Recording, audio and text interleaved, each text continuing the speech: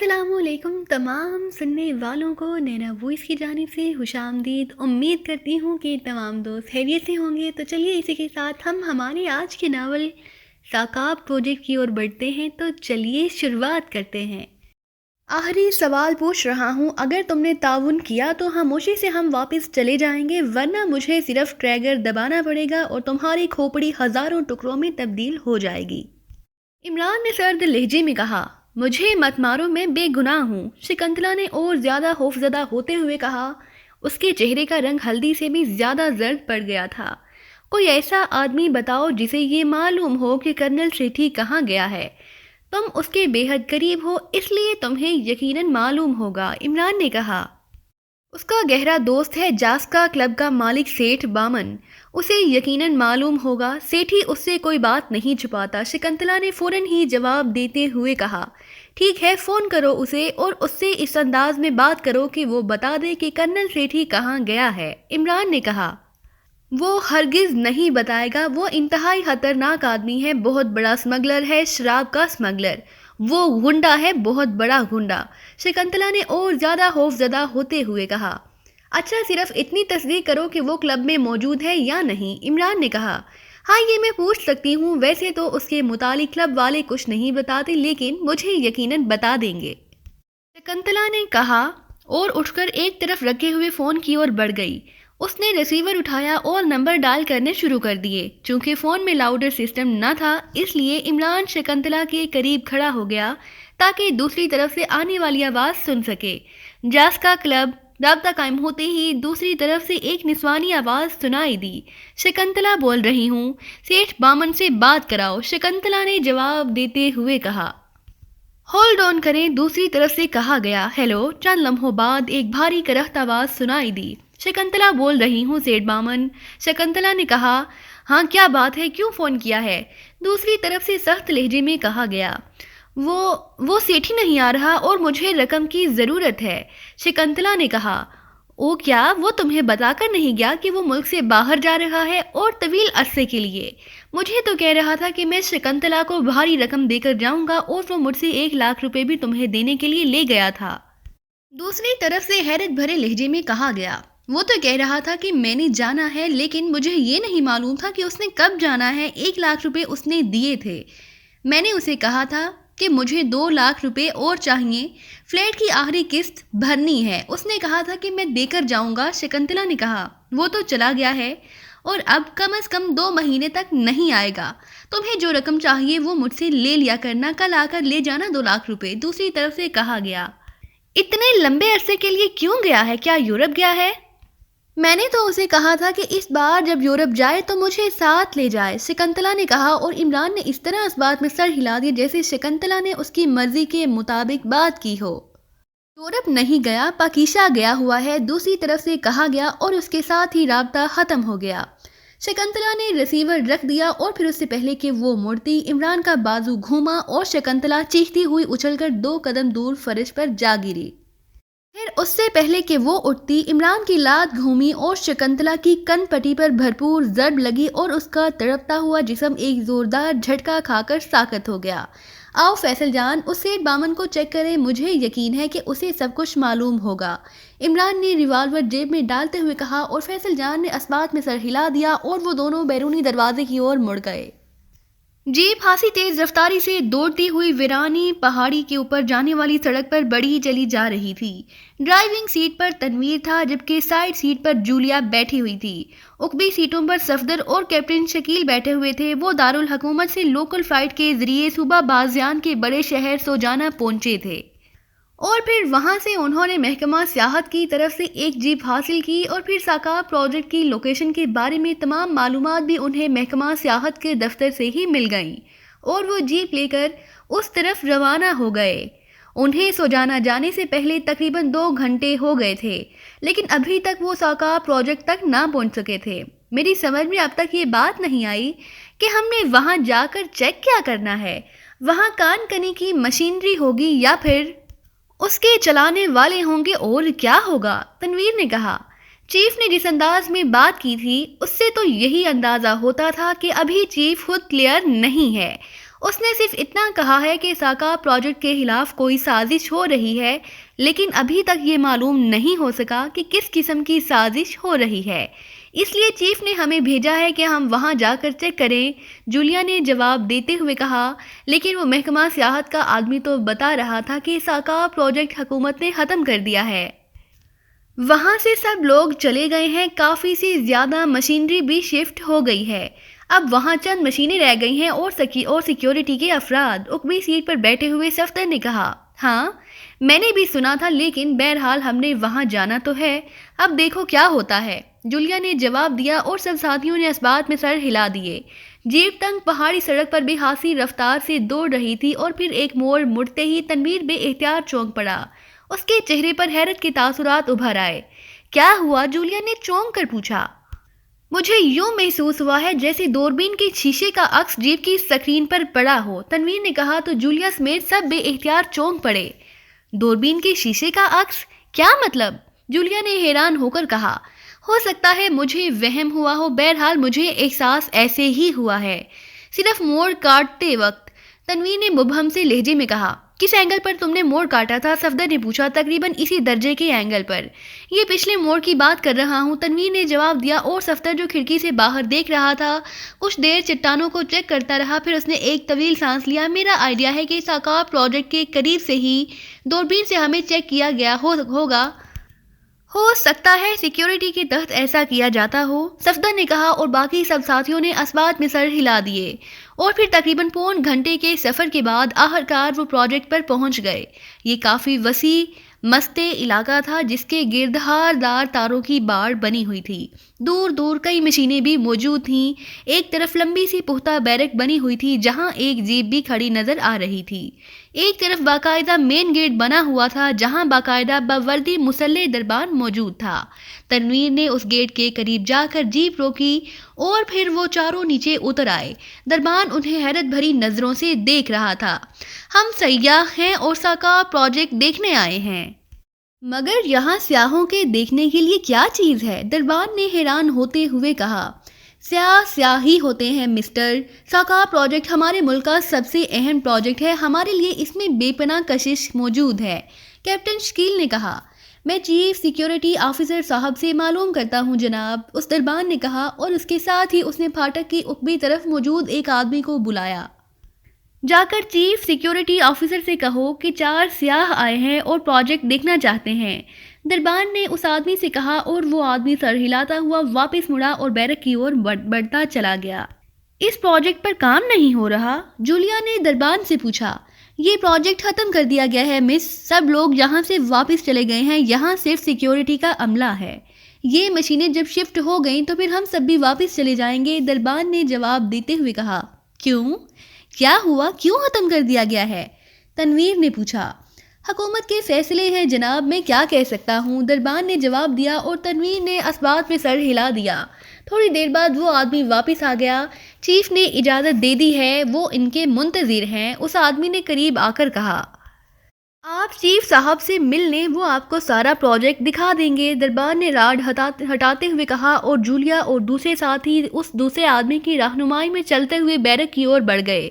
ان کی تیز نظریں ہر طرف کا جائزہ لے رہی تھیں، لیکن وہاں کے حالات بتا رہے تھے کہ واقعی پروجیکٹ کو ختم کر دیا گیا ہے۔ چند لمحوں بعد وہ ایک دفتر نما کمرے میں داخل ہوئے تو وہاں 2 آدمی موجود تھے۔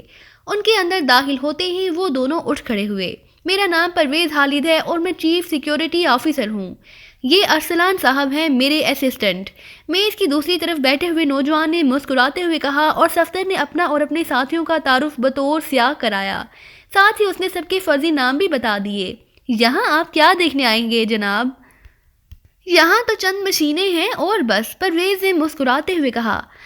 ہاں ہم آئے تو بڑے شوق سے تھے، لیکن یہاں آ کر ہمیں واقعی مایوسی ہوئی ہے، صفدر نے مسکراتے ہوئے جواب دیا۔ وہ سب کرسیوں پر بیٹھ گئے تھے۔ پرویز نے چپراسی کو بلا کر مشروبات لانے کے لیے کہا، اور تھوڑی دیر بعد ان کے سامنے مشروبات کی بوتلیں پہنچ گئی۔ آپ لوگ یہاں صرف ان مشینوں کی ہی سیکیورٹی کر رہے ہیں یا کوئی اور چیز بھی ہے یہاں جس کی سیکیورٹی کی جا رہی ہے؟ صفدر نے کہا۔ اور تو پتھر ہیں جناب، ظاہر ہے ہم مشینوں کی وجہ سے ہی رکے ہوئے ہیں، پرویز نے مسکراتے ہوئے کہا۔ لیکن دوربین کی مدد سے کیوں سڑک کی چیکنگ کی جاتی ہے؟ اچانک صفدر نے کہا تو پرویز اور ارسلان دونوں بے احتیاط چونک پڑے۔ دوربین سے کیا مطلب؟ پرویز نے اپنے آپ کو سنبھالتے ہوئے کہا، ہم نے یہاں آتے ہوئے محسوس کیا ہے کہ ہماری جیپ کو اوپر سے دوربین کی مدد سے چیک کیا گیا ہے۔ صفدر نے کہا، آپ کو غلط فہمی ہوئی ہوگی، یہاں تو ایسا کوئی بھی نہیں کرتا اور نہ اس کی ضرورت ہے۔ اس بار ارسلان نے جواب دیتے ہوئے کہا، ہو سکتا ہے ویسے یہاں کتنے افراد ہیں؟ صفدر نے کہا، 18 افراد ہیں مجھ سمیت۔ پرویز نے جواب دیتے ہوئے کہا اور پھر تھوڑی دیر بعد انہوں نے پرویز اور ارسلان کے ساتھ سارا علاقہ گھوم کر دیکھ لیا۔ اوکے جناب، بے حد شکریہ، اب ہمیں اجازت دیجیے، صفدر نے کہا اور پھر اجازت لے کر وہ جیپ پر سوار ہوئے اور جیپ کو موڑ کر انہوں نے آگے بڑھا دیا۔ میرا خیال ہے صورتحال کچھ مشکوک ہے۔ جس طرح یہ پرویز دوربین کی بات پر پریشان ہوا تھا، اس سے مجھے شک پڑتا ہے کہ یہاں کچھ نہ کچھ غلط کام ہو رہا ہے، تنویر نے کہا۔ جیپ چٹان کے پیچھے روک دو تنویر، اچانک صفدر نے کہا اور تنویر نے اسبات میں سر ہلاتے ہوئے جیپ ایک طرف کر کے روک دی۔ میں نے وہاں دفتر میں اپنی کرسی کے نیچے ڈکٹا فون لگا دیا ہے، شاید کوئی بات سامنے آ جائے، صفدر نے کہا اور جیپ سے ایک باکس نکال کر اس کا بٹن پریس کر دیا، لیکن ریسیور خاموش تھا، وہ شاید ابھی واپس دفتر نہیں پہنچے، صفدر نے کہا اور باقی ساتھیوں نے اسبات میں سر ہلا دیے۔ کیا بات ہے ارسلان، تم خاموش کیوں ہو؟ اچانک پرویز کی آواز سنائی دی۔ میں سوچ رہا ہوں کہ یہ سیاح یہاں کیا دیکھنے آئے ہوں گے، ارسلان کی آواز سنائی دی۔ ارے چھوڑو، یہ مخلوق بڑی عجیب سی ہوتی ہے، ایسی جگہوں پر پہنچ جاتی ہے کہ عام حالات میں آدمی سوچ بھی نہیں سکتا۔ انہوں نے کسی سے سنا ہوگا کہ یہاں کوئی بہت بڑا پروجیکٹ کام کر رہا ہے، بس دیکھنے آئے ہوں گے، پرویز نے جواب دیا اور پھر کرسیاں گھسیٹنے کی آواز سنائی دی۔ ان کے ساتھ وہ غیر ملکی لڑکی بڑی جاندار تھی، پتہ نہیں کیسے ان کے ساتھ شامل ہو گئی۔ ارسلان کی آواز سنائی دی، سیاحت کا شوق، تمہاری طبیعت اب مچل رہی ہوگی، لیکن یہ لڑکی معزز خاندان کی فرد لگ رہی تھی۔ ارے ہاں، دوربین کی بات انہوں نے عجیب کی ہے، میں تو پریشان ہو گیا کہ یہاں کون دوربین سے انہیں دیکھ سکتا ہے، یہاں تو کسی کے پاس دوربین ہی نہیں ہے، پرویز نے کہا۔ وہ تو ایسے جرا کر رہے تھے جیسے سیاح نہ ہو، پولیس کے آدمی ہو، میرا خیال ہے دوربین والی بات انہوں نے صرف رعب جمانے کی غرض سے کر دی ہوگی۔ بہرحال اب یہ مشینیں کب جا رہی ہیں؟ میں تو اس ویرانے میں رہتے رہتے اب مر جانے کی حد تک بور ہو گیا ہوں، ارسلان نے کہا۔ اگلے ہفتے ہم سب کی جان چھوٹ جائے گی، اب ایک ہفتہ تو بہرحال گزارنا ہی پڑے گا، پرویز نے کہا۔